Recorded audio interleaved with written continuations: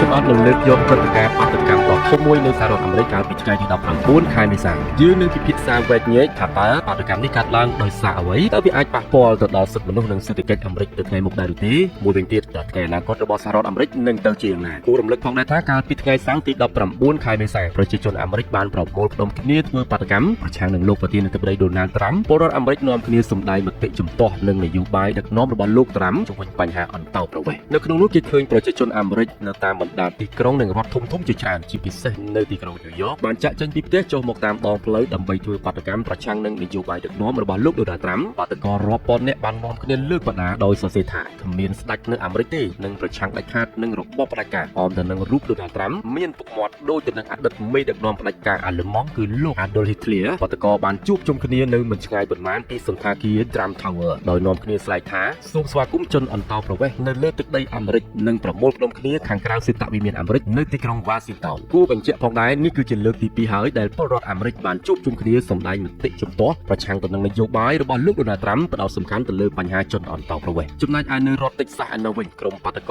បានលើកឡើងថារដ្ឋបាលរបស់លោកដូណាល់ត្រាំបានប្រើប្រាស់អំពើហិង្សាខុសច្បាប់ប្រឆាំងទៅនឹងជនស៊ីវិលក្រោមហេតុផលនយោបាយនិងបានចាត់ទុករដ្ឋបាលរបស់លោកដូណាល់ត្រាំថាជាអង្គការភេរវនិយមសូមរំលឹកផងដែរថាសភានៅរដ្ឋ Texas បានបោះឆ្នោតអនុម័តច្បាប់កុំឲ្យរំលូតកូននិងច្បាប់អន្តោប្រវេសន៍ទៀតផងកន្លងមកជនជាតិអាមេរិកឡាទីនមានកំណើតវេណេស៊ុយអេឡាជាសហគមន៍មួយដែលបានបោះឆ្នោតឲ្យលោកដូណាល់ត្រាំយ៉ាងច្រើនសន្ធឹកសន្ធាប់បានសម្ដែងការខកចិត្តយ៉ាងខ្លាំងពីព្រោះពួកគេបាននាំគ្នាទុកចិត្តចៅហ្វាយសេតវិមានមួយរូបនេះបាតុករបានថ្កោលទោសចំពោះនយោបាយរបស់រដ្ឋបាលលោកដូណាល់ត្រាំប្រឆាំងទៅនឹងជនអន្តោប្រវេសន៍ជាពិសេសជនជាតិវេណេស៊ុយអេឡានៅថ្ងៃសៅរ៍ទី19នេះផងដែរដោយផ្អែកទៅលើច្បាប់ឆ្នាំ1978ស្ដីអំពីសត្រូវជនបរទេសតុលាការកំពូលអាមេរិកបានចេញសាលក្រមបង្គាប់បញ្ជាឲ្យរដ្ឋបាលរបស់លោកដូណាល់ត្រាំផ្អាកការបណ្តេញជនអន្តោប្រវេសន៍នៅវេណេស៊ុយអេឡាចេញពីសហរដ្ឋអាមេរិកដែលរងការសង្ស័យថាជាអ ុក្រិដ្ឋជនជាក់ស្ដែងនាពេលថ្មីនេះរដ្ឋបាលលោកដូណាល់ត្រាំបានបណ្តេញជនអន្តោប្រវេសន៍នៅវេណេស៊ុយអេឡាជាង200នាក់ចេញអំពីទឹកដីអាមេរិកទៅកាន់ស្រុកកំណើតវិញក្រោមហេតុផលថាជនទាំងនោះសុទ្ធសឹងតែជនល្មើសនិងអ ុក្រិដ្ឋជនគួររំលឹកផងដែរថាចាប់តាំងពីលោកដូណាល់ត្រាំឡើងកាន់អំណាចនៅសេតវិមានជិត3ខែកន្លងមកនេះប្រជាជនអាមេរិកក៏ធ្លាប់បានប្រមូលផ្ដុំគ្នាធ្វើបាតកម្មជាច្រើនលើកច្រើនសារប្រឆាំងទៅនឹងនយោបាយរបស់លោកដូណាល់ត្រាំនិងនយោបាយកែតម្រង់របស់លោកអេឡុនម៉ាស់ដែលដឹកនាំស្ថាប័នប្រសិទ្ធភាពរដ្ឋាភិបាលឈានទៅរកការកាត់បន្ថយបុគ្គលិករាប់ពាន់នាក់និងបន្ថយឬលុបចោលគម្រោងជំនួយអភិវឌ្ឍអស់យ៉ាងច្រើនសន្ធឹកសន្ធាប់ប្រិមិត្តទេសនិកជនជាទីមេត្រីតើមូលហេតុចម្បងនៃបាតុកម្មនេះគឺជាអ្វីទ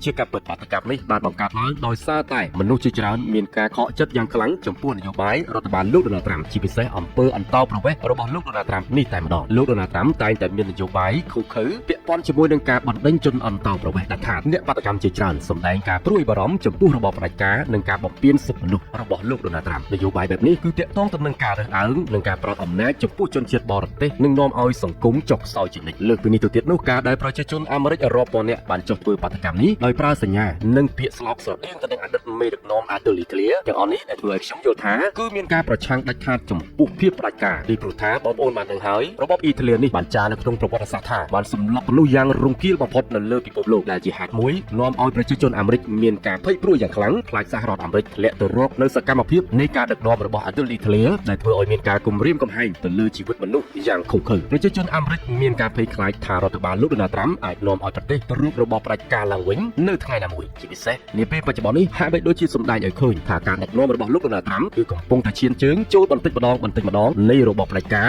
ស្រដៀងគ្នាទៅនឹងអតីតមេដឹកនាំAdolf Hitlerក្នុងអតីតកាលប្រិមិត្តទេសនិកជនជាទីមេត្រីអំពើបាតុកម្មទាំងនេះរួមជាមួយនឹងនយោបាយរបស់លោកដូណាល់ត្រាំបានផ្ដល់ផលប៉ះពាល់យ៉ាងធ្ងន់ធ្ងរទៅលើសេដ្ឋកិច្ចនិងសិទ្ធិមនុស្សការបណ្តេញជនអន្តោប្រវេសន៍ជាពិសេសជនជាតិវេណេស៊ុយអេឡាបានប៉ះពាល់ទៅដល់សហគមន៍ដែលសុចរិតនិងមានទំនុកចិត្តទៅលើរដ្ឋតែម្ដងដោយបងប្អូនបានដឹងហើយប្រជាជនអាមេរិកជនជាតិវេណេស៊ុយអេឡាជាច្រើនបានសម្ដែងការខកចិត្តយ៉ាងខ្លាំងនៅពេលដែលពួកគេជាអ្នកគ្រប់គ្រងរបស់រដ្ឋបាលលោកដូណាល់ត្រាំកន្លងមកនៅក្នុងការបោះឆ្នោតប៉ុន្តែពេលបច្ចុប្បន្ននេះត្រូវបានលោកដូណាល់ត្រាំបណ្តេញចេញពីសហរដ្ឋអាមេរិកវិញដោយចោទថាជាអ ុក្រិដ្ឋជនទៀតផងសំខាន់ជាងនេះទៅទៀតវាជាដំណើរការនៃការបំពានសិទ្ធិមនុស្សដែលអាចបណ្ដាលឲ្យអាមេរិកទទួលរងការរិះគន់លើឆាកអន្តរជាតិជាមិនខានឡើយ យហើយតុលាការកំពូលក៏បានធ្វើសេចក្តីសម្រេចទប់ស្កាត់វាបង្ហាញអំពីការទ្រទ្រង់សិទ្ធិមនុស្សនៅសហរដ្ឋអាមេរិកដែលនៅតែមានសក្តានុពលលោកដូណាល់ត្រាំមិនអាចធ្វើអ្វីបានប្រជាជនអាមេរិកជាដាច់ខាតប្រសិនបើតុលាការកំពូលរបស់អាមេរិកនៅតែឈរជើងនៅសហរដ្ឋអាមេរិកទន្ទឹមនឹងនេះផងដែរសហគមន៍អាមេរិកឡាទីនបានសម្ដែងការខកចិត្តយ៉ាងខ្លាំងចំពោះលោកដូណាល់ត្រាំបានបង្ហាញអំពីភាពខ្វះទំនុកចិត្តទៅលើអ្នកដឹកនាំរបស់ពួកគេ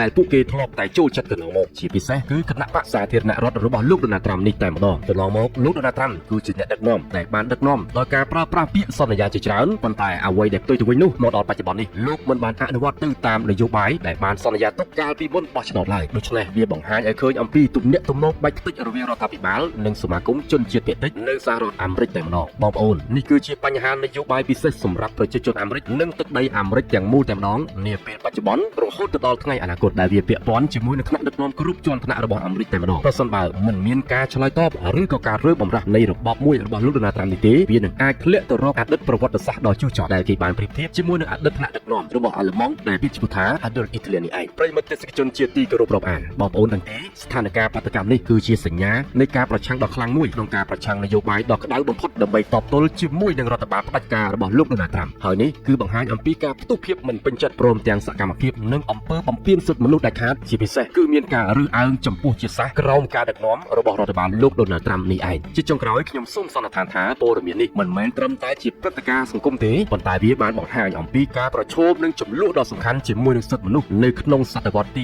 21នេះប្រសិនបើមិនមានការដោះស្រាយឬមិនមានការកែប្រែនៅក្នុងរដ្ឋបាលរបស់លោកដូណាល់ត្រាំនាពេលបច្ចុប្បន្ននេះទេអនាគតអាមេរិកហើយនឹងពិភពលោកទាំងមូលនឹងជួបគ្រោះមហន្តរាយយ៉ាងធំធេងគឺវិបត្តិប្រឆាំងមនុស្សជាតិនិងបង្កទំនាស់ដែលធ្វើឲ្យអាមេរិកធ្លាក់ចុះដល់ចំណុចសូន្យតែម្ដងទៅថ្ងៃអនាគតលើសពីនេះទៅទៀតនោះអ្វីដែលយើងព្រួយបារម្ភសំខាន់បំផុតនោះនាពេលអនាគតអាចប្រឈមមុខជាមួយនឹងសង្គ្រាមលោកដែលមនុស្សជាតិមិនចង់ជួបនោះទេសូមអរគុណប្រិយមិត្តទេសជនជាទីគោរពរាប់អានដែលបានចំណាយពេលទស្សនាវីដេអូមួយនេះសង្ឃឹមថាការវិភាគរបស់ខ្ញុំនឹងផ្ដល់ជាចម្លើយឲ្យបានជាក់ច្បាស់អំពីព្រឹត្តិការណ៍សំខាន់ៗរបស់សហរដ្ឋអាមេរិកជាពិសេសនៅក្នុងកំឡុងពេលនៃការគ្រប់គ្រងការដឹកនាំការប្រើប្រាស់នយោបាយរបស់រដ្ឋបាលលោកដូណាល់ត្រាំនៅសហរដ្ឋអាមេរិកតែម្ដងតើបងប្អូនមានមតិយោបល់បែបណាសូមខមមិននៅក្នុងប្រអប់ក្រោមវីដេអូ